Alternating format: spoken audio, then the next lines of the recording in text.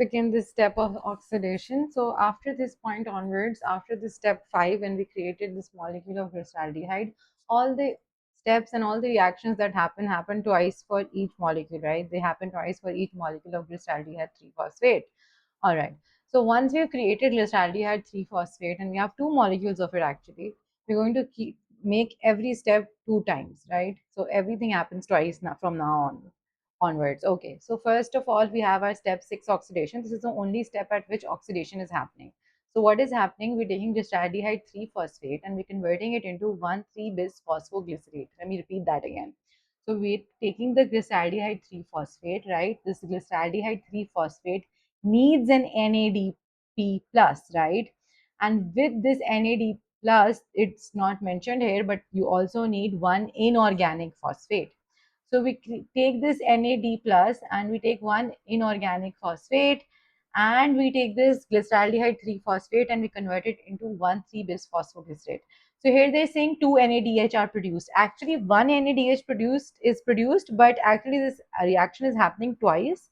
So technically 2 NADH are produced, but you must remember that one glyceraldehyde 3-phosphate is producing one NADH. So 2 glyceraldehyde 3-phosphates will produce 2 NADH and 2 NAD plus will be used, right? It's a little bit of a incoherent numbering here. Okay. So we're taking the glyceraldehyde 3-phosphate and we're creating 1,3-bis phosphoglycerate, and the enzyme we're using to do this is called glyceraldehyde 3-phosphate dehydrogenase. Now, there's something that blocks this glyceraldehyde 3-phosphate dehydrogenase, and that is arsenic. So arsenic poisoning is very common and it's one of the very tested exam questions also. The arsenate resembles phosphate, right? So arsenate blocks this step. Instead of phosphate, the arsenate binds to this GADP, this glyceraldehyde 3-phosphate. The arsenate binds to this, and what happens is that it basically, there's no ATP produced, right? So a normal reaction would give you the glyceraldehyde 3-phosphate being converted into 1,3-bis phosphoglycerate, and it will give you ATP later on. But with arsenic, since you've trapped the G3P, right? Now what happens is this G3P, this glyceraldehyde 3-phosphate, is an unstable compound. Without the glyceraldehyde 3-phosphate dehydrogenase converting this into 1,3-bis phosphoglycerate, this is unstable. It basically breaks apart and there's no ATP produced. So glycolysis continues. If you don't have, if there's arsenic poisoning, glycolysis continues, but ATP production is lost, right? So ATP is not produced. And arsenic poisoning symptoms are very vague, like there's vomiting, diarrhea, abdominal pain, severe weakness, hypotension, shock, neuropathy, confusion. But they're all very vague symptoms. There's no symptom that will tell you, oh, I'm dealing with arsenic poisoning here. Okay, so why does arsenic mainly affect tissues with high ATP demand? Because ATP falls dramatically, right? So it, when ATP falls dramatically, which organs are affected first? First of all, the brain is affected, and then the heart is affected, and then the RBCs are affected. Obviously, the RBCs were only relying on glycolysis for their energy. Arsenic also inhibits another enzyme, and this is also important. It also inhibits the pyruvate dehydrogenase and alpha ketoglutarate dehydrogenase. So these two enzymes are also inhibited by arsenic, and this happens because it binds to lipoic acid. And arsenic basically, when it stops, basically inhibits the pyruvate dehydrogenase and alpha ketoglutarate dehydrogenase. This causes pyruvate accumulation, and pyruvate accumulation leads to lactic acidosis, and you get like these neurological symptoms, right? So arsenate inhibits the GAPDH, the one we're looking at right now, and arsenite inhibits the pyruvate dehydrogenase, and alpha ketoglutarate dehydrogenase. Basically, arsenite prevents the TCA entry, right? That's something I want you guys to know. Okay, enough of this slide. Let's move on to the next slide, which is our step 7, and this is our first ATP production done by phosphoglycerate kinase. So phosphoglycerate kinase takes that 1,3-bis phosphoglycerate and produces, and from it, it produces 3-phosphoglycerate. We're producing ATP here. So, right, ATP is produced. Can you see this is the ADP, the low energy molecule, being converted into ATP, the high energy molecule? This produces ATP, and this is the first substrate level phosphorylation. Since there are two molecules, this step makes 2 ATPs, because I told you every reaction is happening twice now, right? This recovers the 2 ATPs that we invested earlier.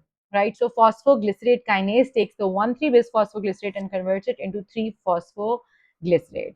Now, this sometimes it's very rare, but you do see this phosphoglycerate kinase deficiency. It's very rare, but again, the RBCs cannot make ATP, so you and like there's the exercising skeletal muscle is going to be fatigued easily. So there's hemolytic anemia, and there's myopathy, there's exercise intolerance, and there's muscle cramps. But it's very rare to find phosphoglycerate kinase deficiency, right? It's a very rare condition to find phosphoglycerate kinase deficiency. Okay, moving on to phosphate shift. Step 8 is phosphate shift. This is done by phosphoglycerate mutase. Phosphoglycerate mutase basically takes the 3-phosphoglycerate and it repositions the phosphate group. There's no energy gained and there's no energy lost, and it produces 2-phosphoglycerate.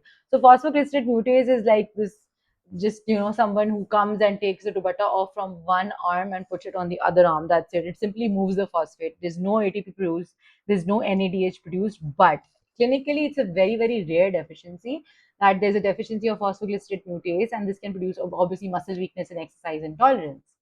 Right, moving on to our step 9, which is basically your enolase enzyme. So enolase enzyme goes and takes this 2-phosphoglycerate and it converts it into phosphoenol pyruvate. Can you see how we're moving to the end of the glycolysis and the word pyruvate is coming up more, because now we have to create pyruvate, right? This is a very high energy compound. It's a high energy molecule. So we take the 2-phosphoglycerate, we use enolase, and we produce phosphoenol pyruvate, and while doing this we produce a water. One molecule of water is released, right? So 2-phosphoglycerate is giving you phosphoenol pyruvate, a water molecule is being released, and this is the highest energy molecule in glycolysis, right? One more thing, the fluoride inhibits enolase. So what we do is, when we take the random blood sample to check the blood sugar, the test tubes are covered with fluoride, because fluoride inhibits enolase. We do not want the 2-phosphoglycerate of the blood to be converted into phosphoenol pyruvate and give us false results of sugar. So what we do is we inhibit this enolase enzyme. Now, moving on, always remember the gray top blood collection tube contains sodium fluoride, and sometimes it's often with potassium oxalate also. But remember that this sodium fluoride, this fluoride, inhibits the enolase enzyme. Moving on to pyruvate kinase. The pyruvate kinase basically, now we're going to look at the pyruvate kinase. The next slide is we're going to create pyruvate. Pyruvate is our final step of glycolysis. We basically are doing all of this glycolysis in order to produce pyruvate itself, right?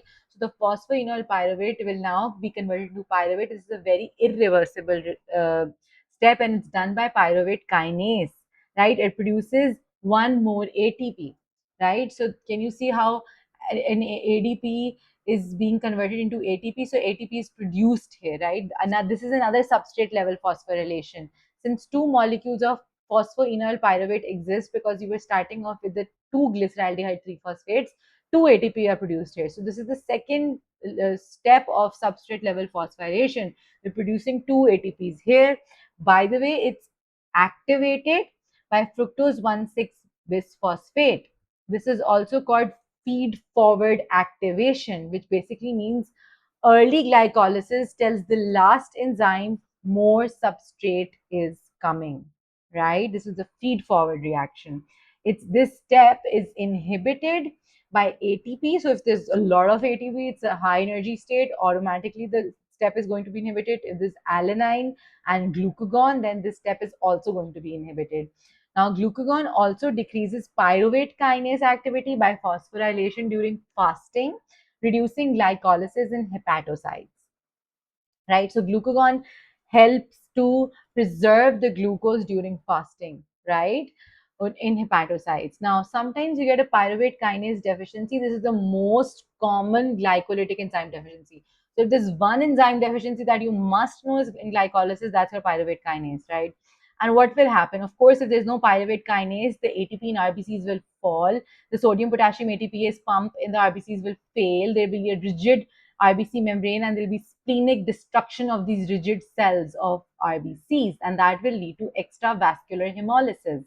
right? Symptoms that will be seen in neonatal infants will obviously be neonatal jaundice, chronic hemolytic anemia, splenomegaly, because the spleen is eating up all these cells of RBCs that are so rigid. You'll get gallstones because there's so much bilirubin, and there's increased reticulocyte count because the body thinks there's not enough RBC, so it keeps producing these immature RBCs, and these are basically your reticulocytes. You'll see an increased indirect bilirubin. You'll see an increased LDH, which will tell you that the RBCs are being broken down. The haptoglobin will be reduced, reticulocytes will be a lot, and there'll be a normal G6PD level. Now, why is 2,3 bisphosphoglycerate increased when pyruvate kinase is deficient?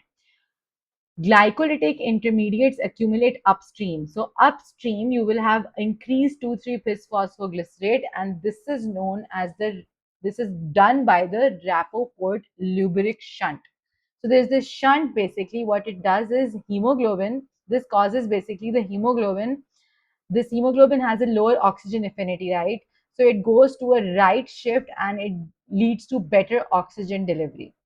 Okay, so what's the fate of pyruvate? Let's stop here and talk about that first. Okay, Surun just told me that I did not understand the step that you just talked about this shunt. So I'll just explain it again. Normally in glycolysis, the system basically goes like you have glucose, and then you have G6, the glucose 6 phosphate, and blah blah blah, all the steps which lead to your 1,3 bisphosphoglycerate, then the 3 phosphoglycerate, the 2 phosphoglycerate, and the pyruvate, right? Now pyruvate kinase catalyzes the last step. Pyruvate kinase gives you the takes the phosphenol pyruvate and gives you the final pyruvate, right? Now what happens if this pyruvate kinase is deficient? The road is blocked here, right? The road to all the way to pyruvate is blocked. So everything before the blockage begins piling up. So all the substrates before this blockage will pile up, such as, let me go and show you.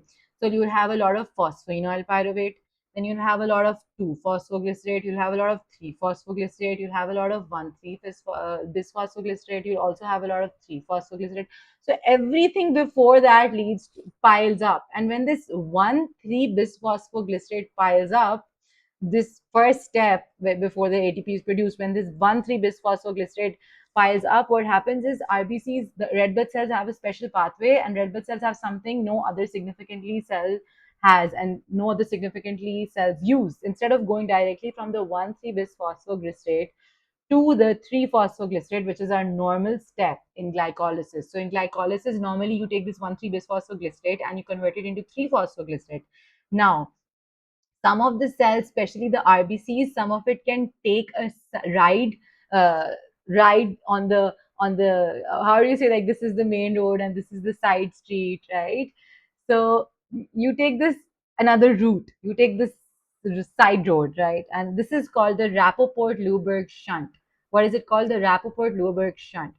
So if there's more 1,3-bisphosphoglycerate, there's automatically more substrate available to make 2,3-bisphosphoglycerate, right? So why is 2,3-bisphosphoglycerate made? 2,3-bisphosphoglycerate binds to deoxygenated hemoglobin. So you have deoxygenated hemoglobin, right?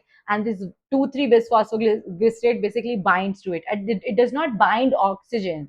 Instead, it tells hemoglobin, stop holding on to oxygen so tightly. Without the 2,3-bisphosphoglycerate, hemoglobin holds the oxygen tightly. But with lots of 2,3-bisphosphoglycerate, hemoglobin lets go of the oxygen easily. And this leads to our oxygen dissociation curve. Normal curve, hemoglobin loves oxygen. But when there's a lot of 2,3-bisphosphoglycerate being converted from this 1,3-bisphosphoglycerate pile up, what happens is the hemoglobin has less affinity for oxygen now, and it releases the oxygen, and this leads to a right shift in the oxygen dissociation curve, which means the oxygen is unloaded more easily into tissues.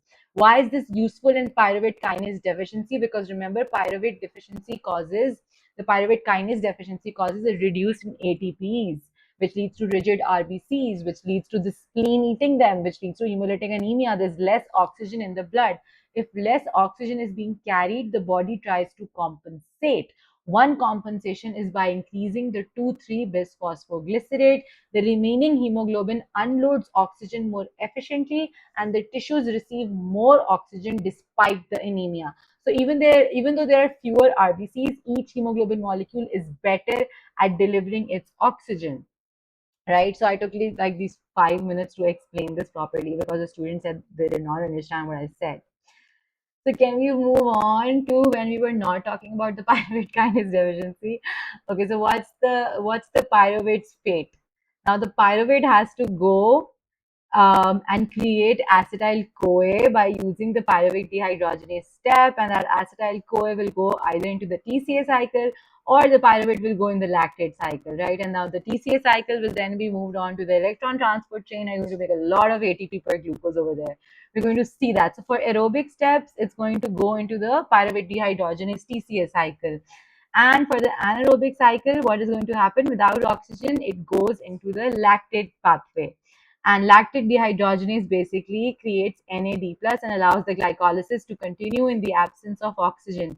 This happens when there's an absence of oxygen. This happens in RBCs always. Sometimes it happens in exercising muscles, and sometimes it happens in ischemic tissues, tissues that do not have enough oxygen. Lactic acidosis, remember, it occurs when lactate production exceeds clearance. So when will you have lactic acidosis? You'll have it in shock, severe hypoxia, sepsis, generalized seizures, intense exercise, metformin associated lactic acidosis, especially when there's renal impairment, mitochondrial dysfunction, thiamine deficiencies, because there's reduced pyruvate dehydrogenase activity in thiamine deficiency. So symptoms will be like, obviously there's not enough oxygen, you're not breathing properly, the brain is affected, so you get this confusion. So what are the symptoms that we get? We get like tachypnea, which is basically you breathing really, really, really fast because your compensatory hyperventilation mechanisms are coming in action. There's weakness, obviously, because the muscles are not supplied with enough oxygen. Nausea, there's confusion because the brain is affected now. There's because of the severe hypoxia. You have hypotension in severe cases also. So that's about it. One thing I will touch on is the pyruvate kinase deficiency, and I've explained the entire shunt to you. Remember, the pyruvate kinase deficiency makes these RBCs so rigid that they go and get eaten up by the spleen. This leads to hemolytic anemia, and that leads to the 1,3-bisphosphoglycerate piling up, and that leads to 2,3-bisphosphoglycerate leading piling up, and that makes the hemoglobin let go of the oxygen because it shifts the oxygen dissociation curve to the right, which means that the oxygen delivery to the tissue is being happening very fast. The oxygen is unloading very fast from the hemoglobin. So I'll stop this here. I know the videos are long, but I tried to give you a very coherent pathway of glycolysis. Okay, thank you guys. See you.